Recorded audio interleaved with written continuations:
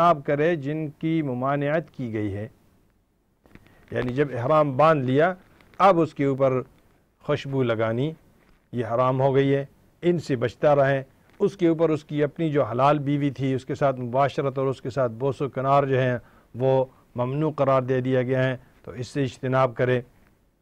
اس طرح اور جو چیزیں ہیں وہاں پر شکار کرنا، شکار کھیلنا یا وہاں پر کوئی جانور مارنا وغیرہ جو ہے نا، یہ چیزیں اس کے لیے منع ہیں۔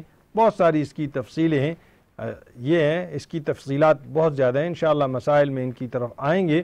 تو عرض کرنے کا مقصد یہ ہے کہ احرام باندھنے کے بعد احرام کی وجہ سے اس کے اتارنے تک جو چیزیں جن چیزوں سے ممانعت کی گئی ہے اس سے اجتناب کرنا، یہ ہیں شروط صحت ادائیگی حج۔ مختصراً میں آپ کے سامنے پھر عرض کر دیتا ہوں کہ مسلمان ہونا، عاقل ہونا، بالغ ہونا، اور اس طرح احرام کے باندھنے کے بعد احرام کے اتارنے تک جن چیزوں سے منع کیا گیا ہے اس سے اجتناب کرنا، حج کے افعال جو ہے نا وہ خود ادا کرنا، اور ہر فعل جو ہے وہ اپنے مقام پر صحیح طریقے پر ادا کرنا، اسی طرح صاحب تمیز اور باہوش ہونا، اور اس طرح زمانہ حج میں حج ادا کرنا، اور جس سال کا احرام باندھا جائے اسی سال حج کرنا، اور اسی طرح احرام باندھنا اور مسلمان ہونا، یہ تمام شرائط جو ہیں یہ صحت ادائیگی ہے۔ اس میں سے اگر ایک کی بھی کمی ہے تو وہ ادائیگی یا اس کے اوپر نہیں ہے۔ مثلا وہ پاگل ہے، باہوش نہیں ہے، تو اس کے اوپر جو ہے نا وہ حج نہیں ہے۔ اس طرح وہ غیبوبت میں ہے، کومے میں ہے، پڑا ہوا ہے کومے میں، وہ اس کا مال دولت تو اس کی ہے، اس کے اوپر فرض ہو چکا ہے، لیکن وہ اتنے بیمار ہے کہ وہ کومے میں پڑا ہوا ہے، وہ اس کو ہوش نہیں آتی، تو ایسے شخص کے لیے جو ہے نا وہ بھی حج نہیں ہے۔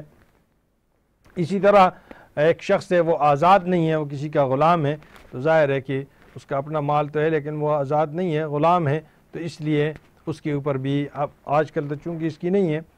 اسی طرح جو افعال ہیں وہ ان مقامات کے اوپر کرنا جن مقامات کے اوپر ان افعال کو ادا کرنا ہوتا ہے۔ یہ نہیں ہے کہ جو فعل عرفات کا ہے وہ مینا میں کرے، جو مینا کے افعال ہیں وہ عرفات میں کرے، اور جو مکے کے افعال ہیں وہ کہیں اور کرے، اس طرح کی بات نہیں ہے۔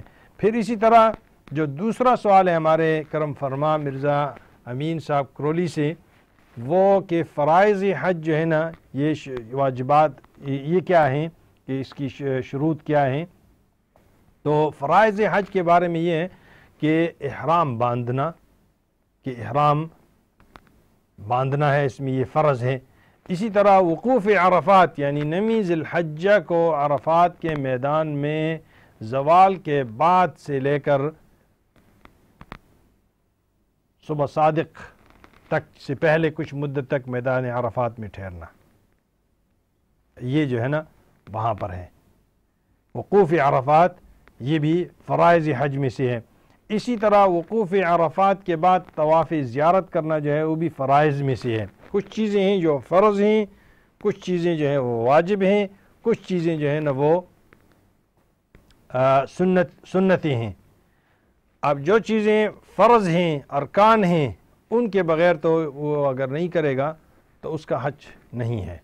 مثلا عرفات میں کھڑا ہونا جو ہے نا وہ فرض ہے، اس نے وہ فرض نہیں کیا، وہ 10ویں دن پہنچ گیا مکہ مکرمہ، یا عرفات کے میدان میں 10ویں کو پہنچ گیا، یا اس طرح اس نے جو ہے نا اس سے رہ گیا، جلدی میں طواف زیارت اس سے نہ ہو سکا، اس کے لیے جہاز تیار تھا اور نکل کے آ گیا، پہلے دن بھی نہ کر سکا، دوسرے دن بھی نہ کر سکا، تیسرے دن رمی کے بعد اس کا جہاز تھا اور وہ سیدھے نکل کے آ گیا، اب اس کا بھی حج نہیں ہوا۔ جو واجبات ہوتی ہیں ان واجبات کو میں اگر کمی ہو جائے یا آگے پیچھے ہو جائے تو اس کی جگہ دم ہوتا ہے، دم دینا پڑتا ہے۔ تو وقوف عرفات کے بعد طواف زیارت کرنا جو ہے جو 10 ذی الحجہ سے لے کر 12 ذی الحجہ تک کیا جا سکتا ہے۔ 10 ذی الحجہ کو کرنا افضل ہے اور احسن ہے، اور تینوں میں ترتیب بھی ایسی ہی ہو، یعنی پہلے احرام باندھے، پھر وقوف عرفات ہو، پھر طواف زیارت ہو۔ یہ نہیں ہے کہ وقوف عرفات سے پہلے طواف زیارت کر لے، 8ویں ذی الحجہ کو وہ طواف 8ویں ذی الحجہ کو نہیں ہوگا طواف زیارت، طواف زیارت ہوگا تو 10ویں ذی الحجہ کا ہوگا، یعنی ہر پچھلی اسی طرف آ جاتے ہیں کہ صحت ادائیگی جو ہے نا اس کی کیا واجبات ہیں، کیا فرائض ہیں، کب ہوتے ہیں. تو یہ ہم اس کی تفاصیل ابھی بتا رہے ہیں کہ احرام جو ہے نا سب سے پہلے وہ احرام باندھے. یہ نہیں ہے کہ جا کر کھڑا ہو گیا جی میں تو کل کھڑا ہو گیا تھا وہاں پر تو احرام آج باندھ رہا ہوں، عرفات والے دن تو میں نے احرام نہیں باندھ سکا. نہیں، آپ نے پہلے احرام باندھنا ہے، پھر وقوف عرفات ہے، اور پھر جو ہے نا اس کے بعد طواف زیارت ہے. تو یہ تین جو ہے یہ فرائض ہیں، احرام باندھنا، وقوف عرفات اور طواف زیارت. عرفات سے واپسی کے وقت رات کو مزدلفہ میں ٹھہرنا اور وہاں مغرب اور عشاء کی نمازیں جو ہے وہ پڑھنا، یہ اکٹھی پڑھنا، یہ واجبات میں سے ہے. اب اگر کسی شخص یہ چیزیں رہ گئی ہیں، مزدلفہ نہیں جا سکا، وہاں یہ دو نمازیں اکٹھی نہیں پڑھ سکا، تو اس کے اوپر دم آئے گا. اسی طرح دوسرا جو ہے وقوف مزدلفہ یعنی صبح صادق کے بعد اور طلوع آفتاب سے پہلے کچھ دیر مزدلفہ میں ٹھہرنا، یہ جو ہے نا یہ دوسری چیز واجب ہے. اسی طرح سعی جو ہے وہ صفا اور مروہ کی سعی کرنا، یہ بھی واجبات میں سے ہے. رمی جمرات جو ہے جمرات پر کنکریاں مارنا، شیطانوں کو جس کو ہم کہتے ہیں اپنی زبان میں شیطانوں کو کنکریاں مارنا، یہ بھی واجبات میں سے ہے. اگر آپ قارن ہیں یعنی قران والا احرام باندھا ہے حج اور عمرے والا اکٹھا، یا آپ متمتع ہیں جس طرح عموماً ہمارے لوگ ادھر سے جاتے ہیں تو وہ حج تمتع کرتے ہیں جس کی تفصیل ہم پہلے بتا چکے ہیں، تو ایسے لوگوں کے لیے ہے قربانی کرنا، یہ واجبات میں سے ہے، واجب ہے ان کے اوپر. بال کٹوانا یا سر منڈوانا، تو ان لوگوں کے لیے جو ہے نا یہ بھی واجبات میں سے ہے.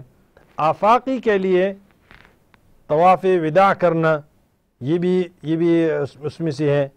میقات سے بغیر احرام کے نہ گزرنا، یہ بھی واجبات میں سے ہے.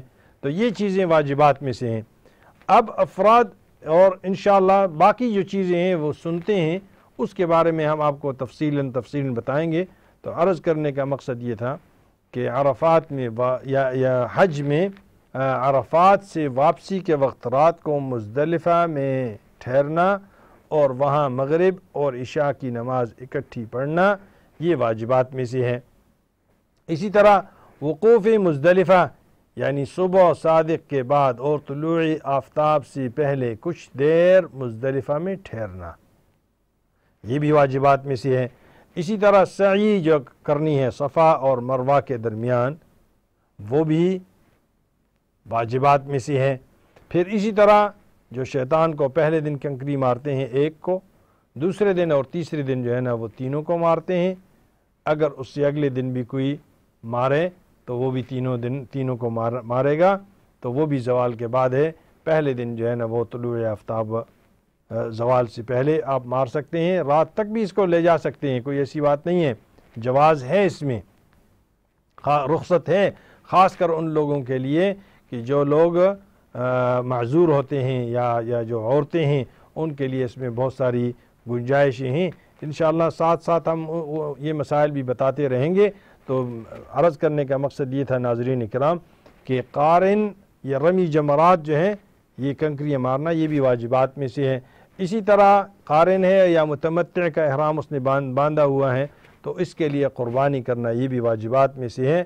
اور اسی طرح بال کٹوانا اس کے بعد اور یا سر پورا منڈوانا، عورتوں کے لیے 1 انگلی کے برابر جو ہے نا وہ بال کٹوانا.